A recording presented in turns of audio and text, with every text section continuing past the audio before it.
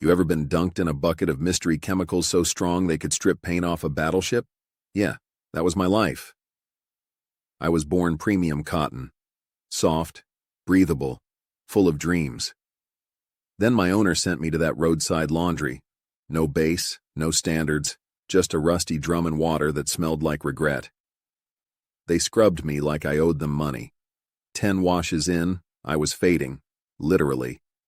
My collar lost its will to stand. My buttons, PTSD.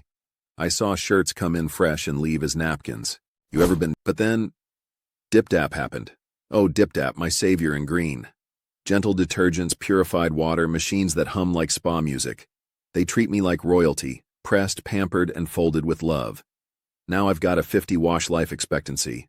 I'm not just surviving, I'm thriving. I even got compliments last week. Someone called me crisp. I cried a little. DipDap didn't just clean me. They gave me my dignity back.